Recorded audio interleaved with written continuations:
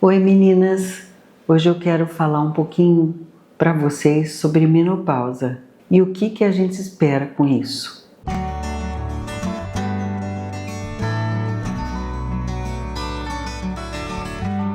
Menopausa é um dos momentos mais incríveis que a gente tem na nossa vida. Inicialmente parece que é o fim do mundo, mas a gente vai descobrindo os segredos e vai descobrindo de verdade quem a gente é.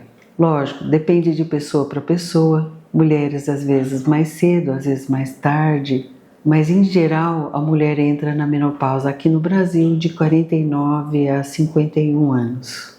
A média são 50 anos. Hoje em dia, por causa do estresse, da vida moderna, a gente vê cada vez mais e mais mulheres entrando na menopausa um pouquinho antes. E por volta dos 40 anos, hoje se considera que você entrou na síndrome do climatério pré-menopausa.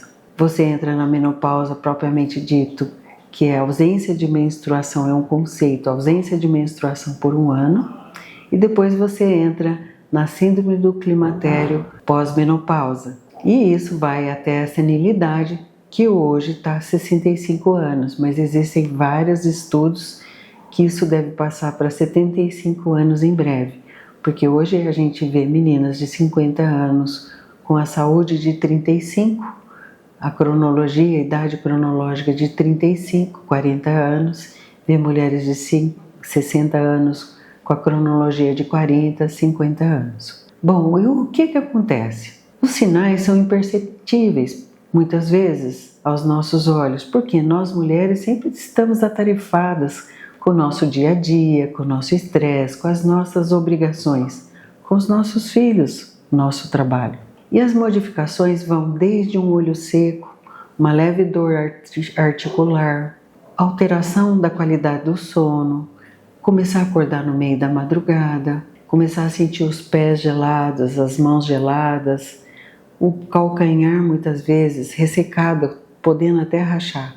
A pele pode perder o vigor, os cabelos podem ficar afinando, ele pode cair um pouquinho mais de cabelo. Então tem mais de 80 sinais e sintomas que podem acontecer que nós mulheres, por estarmos atarefadas o dia inteiro, às vezes minimizamos esses sintomas, esses sinais. E isso está na hora de começar a procurar se perceber, para poder avaliar se está na hora de colocar alguma reposição hormonal, algum suplemento ou alguma mudança de estilo de vida para poder acompanhar essas alterações que vão acontecendo paulatinamente. Nós mulheres somos acostumadas a viver com pouco, sempre pouco, e isso muitas vezes a gente minimiza os nossos sinais e sintomas. Bom, pode haver também um acréscimo de aumento de peso até 3 anos antes da alteração hormonal e alterações do sistema geniturinário. Isso quer dizer o seguinte, às vezes a gente pode começar a perder xixi,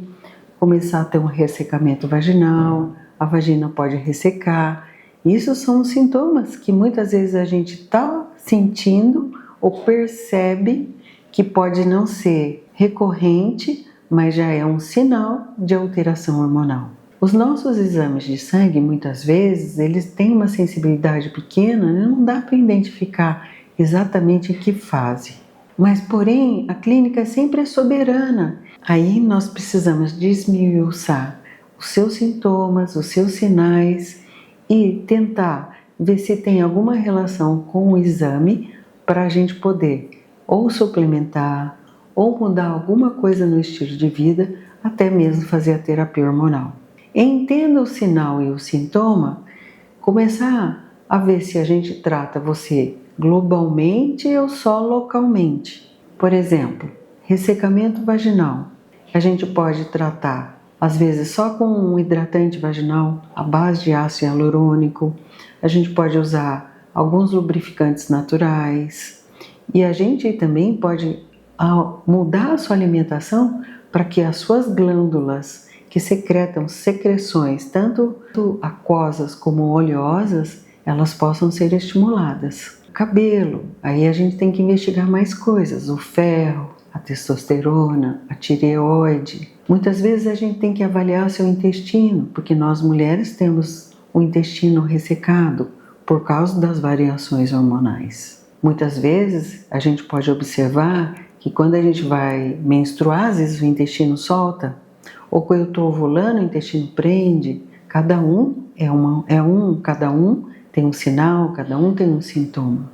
Então, é importante sempre conhecer o seu corpo e mesmo na correria do dia a dia ir se percebendo.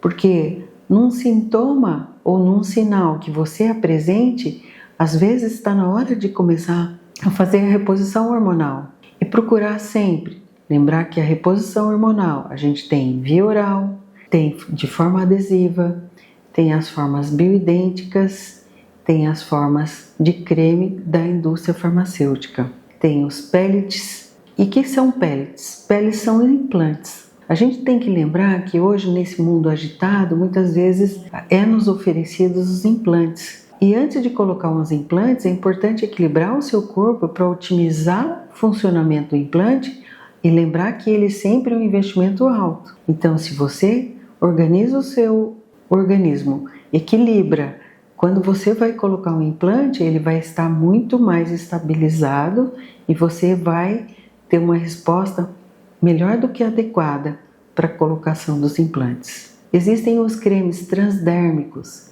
que são bioidênticos. Esses cremes transdérmicos bioidênticos, eles provêm de plantas, mas que têm a mesma formulação que os nossos hormônios produzem.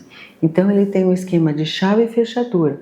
A fechadura encontra a chave e abre perfeitamente a porta. Temos os hormônios da indústria farmacêutica. Eles têm muito álcool na formulação. São bons? São bons. Cada um tem uma necessidade. Tem que avaliar cada um de acordo com a sua necessidade. Tem os adesivos. Tem uma indústria farmacêutica que tem os adesivos. Não serve para todo mundo, mas tem que avaliar e personalizar a terapia hormonal. Tem os comprimidos da indústria farmacêutica. Os comprimidos de maneira geral, ele tem o quê? Uma absorção pelo estômago, metabolizado no fígado. E ele produz alguns metabólitos que muitas vezes é tóxico para nós. Então tem que avaliar. Mas existem pacientes que também são desse perfil. Então, o importante é saber que cada mulher é um universo e cada um é um. Cada um tem um metabolismo, cada um tem uma herança genética, cada um tem um estilo de vida, cada um tem uma maneira de pensar. E isso é importante individualizar cada um para ver a melhor terapia hormonal para que a gente possa minimizar os sintomas da menopausa. O que a gente precisa sempre lembrar? Menopausa não é o fim. Agora eu vou envelhecer, agora eu morri. Hoje a gente vai viver mais tempo. As pessoas que estão hoje por volta de 60 anos devem viver por volta de 95 anos. As mulheres que estão com 50 anos devem viver por volta de 100 anos.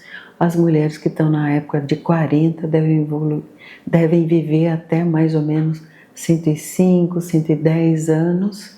E os mais novos até 120, porque tudo está mudando na nossa medicina, na nossa tecnologia, na nossa maneira de viver.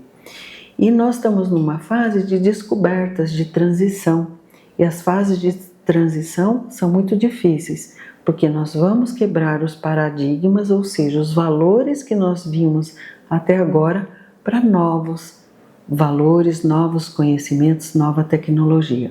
Então, fique atenta, consulte o seu médico, personalize a sua saúde, cuide de você.